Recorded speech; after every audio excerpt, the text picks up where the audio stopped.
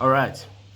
So the postponement of the Nedbank Cup quarterfinal match between, right, Mamelodi Sundowns as well as Sekhukhune United, it was originally set for Saturday at the Lucas Moripe Stadium. On Saturday evening, it was scheduled to be an 8 p.m. kickoff. But I think this postponement may also be a blessing in disguise for Babina Noko. I'm talking about Sekhukhune United, right? Because the fixture was one of 3 Nedbank Cup quarterfinals clashes scheduled to actually take place on Saturday.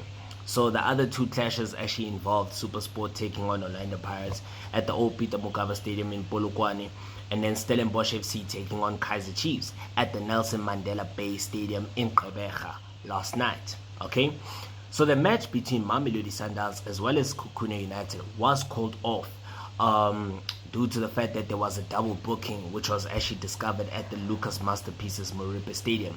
Although the PSL had exclusive venue rights obtained through a previous agreement. Okay, so the stadium also accepted a booking for the FIFA Under-17s Women's World Cup qualifier, alright, which is also set to kick off like roughly 6 hours before the Nedbank Cup. Okay, and in a statement which was issued on Friday evening, the PSL then went on to say, look, they revealed that immediately it contested the stadium management's actions, okay, demanding assurance that the original contractual agreement will be upheld. However, no such confirmation actually was forthcoming, So then the PSL even stressed the logistical impossibility of hosting 2 high-profile matches within the constrained time frame, specifically, addressing team access and compliance with the Nedbank Cup regulations, So again, it speaks again to how disorganized South African football is.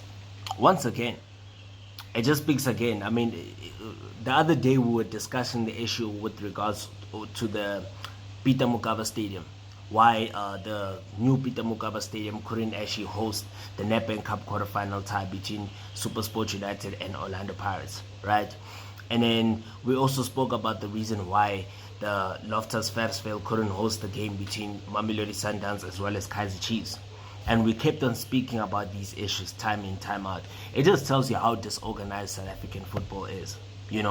That, look, you knew that there's going to be high-profile games taking place. You should have been organized enough to understand that, listen, we're going to have 2 high-profile matches, right? So one match, we're going to have to postpone it or take it to another venue. Okay? But I guess, you know what, we're not there. We're not discussing that for today. Okay? So furthermore, the PSL deemed proceeding with the match reckless. Of course, I agree with that, citing a direct and unacceptable risk to safety of all participants as well as attendees, which is very true, very true. But I'm gonna actually be touching on the issue of how the postponement of this particular fixture may be a blessing in disguise for Sekhukhune United, okay? Because you might look at it from this perspective. Yes, the news may have been a boost for Babina Noko. And I'll say, number one, the following reasons why this could be a blessing in disguise for them is, firstly, number one, the club announced the exit of Lekhono Siema, 48 hours before the game, which is ridiculous, in my opinion. Ridiculous, And then Kaitano Mtembo as well as Paulos Masehe were appointed on an interim basis. So Eric Tinkler obviously is definitely set to take over the hot seat at the Limpopo club. But the move would not have happened in the time for him to be available for that particular game. So indications are that Eric Tinkler, who has been out without a job since departing Cape Town City, in December, he will resume his duties next week. And a new date for the clash would mean that Tinkler will be available for that particular encounter. But still, it doesn't really matter. It's still ridiculous. I still feel like it's ridiculous for Sekhukhune United to actually fire Lekhono Siema. Maybe something behind the scenes must have taken place, So, it's just ridiculous, man. Okay, secondly, Keletso Makhalwa, who has actually been a revelation for Sekhukhune, as well as Katleho Otladisa, would have had to pass late fitness test for this particular encounter.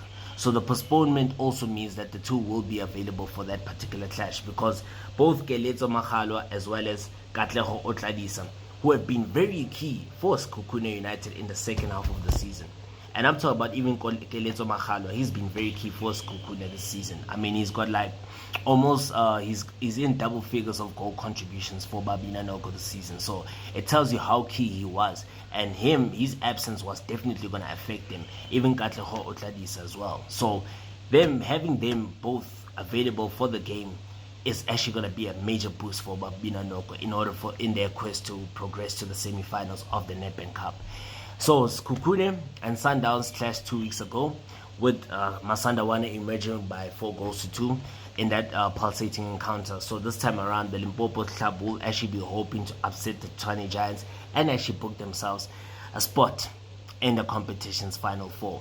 So yeah, I mean, those are like basically the two crucial reasons of why this postponement could be a blessing in disguise for Babina Noko.